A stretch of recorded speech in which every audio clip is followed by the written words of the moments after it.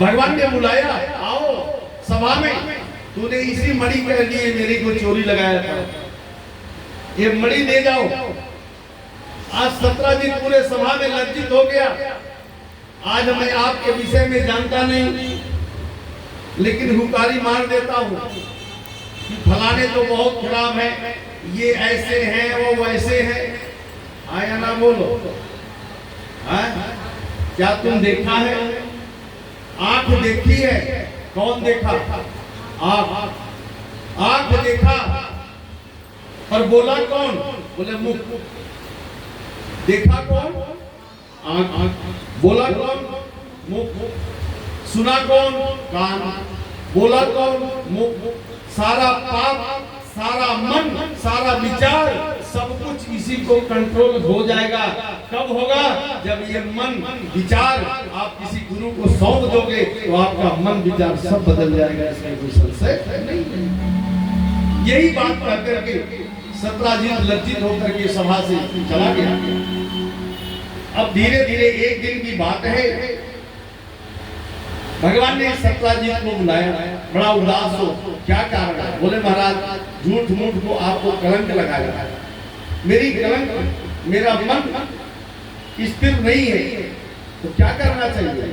बोले महाराज, मेरी इच्छा है आप मणि भी ले जाओ और मेरी बेटी से आप पानी ग्रहण संस्कार हमें कर देंगे, आप उसे स्वीकार कर लेंगे तो मेरा मन शांत हो जाएगा।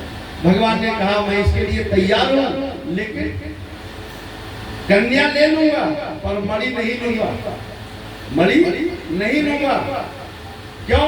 क्योंकि ज्यादा पैसा रखना भी आजकल बवाल है, ज्यादा गहना भी पहन कर रोड पे जाओगे तो भी बवाल है। इसलिए भगवान जितना दे उतने में संतुष्ट रहो, क्योंकि सबसे बड़ी चीज तुझे क्या मिल गया? सबसे बड़ी चीज क्या मिल गया? बोले सबसे बड़ी चीज हमें गुरु का शरण मिल गया, ये शरीर गुरु को हो गया, बस इससे ज्यादा कुछ नहीं। यही तो है, भगवान ने यही सिखा दिया।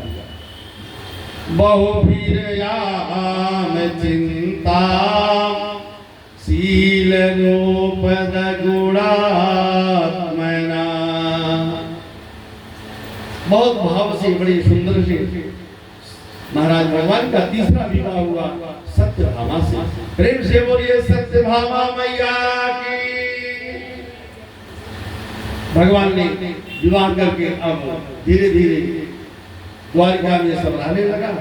भगवान हस्तिनापुर पहुंच गए, वहां बैठ कर चौपाल खेल रहे थे। इतने में क्या हुआ, सद्धर्मा नाम का व्यक्ति महाराज अक्रूर ने कृतवर्मा को उसका दिया, जाओ इसके पास बहुत धन है, चोरी करके ले आओ, या न दे तो मार डालो। तो महाराज कृतवर्मा ने सतधनवा को उसका दिए, जाओ उनके पास महाराज फर्स्ट क्लास का मणि है, करना धरना कुछ नहीं है, ले आओ और उसकी पूजा करेंगे। 8 क्विंटल सोना देगा, मन में आएगा चांदी में भोजन करेंगे, मन में आया सोना में भोजन करेंगे, जितना मन करेगा उतना सोना चांदी अपने को दान करेंगे। अब महाराज सद्धर्मा ने यह बात को सुन करके सत्राजित को मार डाला। सत्राजित को भगवान कृष्ण के ससुर को मार डाला। और अब यहाँ पर महाराज भगवान कृष्ण के पत्नी, भगवान कृष्ण की पत्नी महाराज जामुन दौड़ कर गई। आप महाराज चौपाल खेल रहे, मेरे पिता को कोई मार दिया। भगवान दौड़ करके आई और यहाँ पर भगवान ने सांत्वना दिया, कहा हे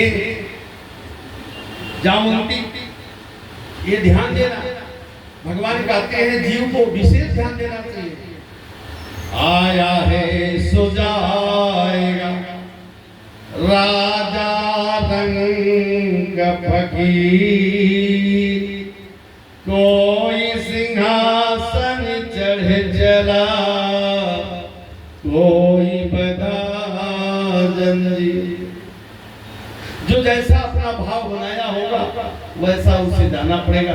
कोई जंजीर में बांध कर जाएगा, कोई कूड़ा बरसाते हुए, अरे किसी के ऊपर पुष्प की वर्षा होते हुए भगवान के पास जाएगा।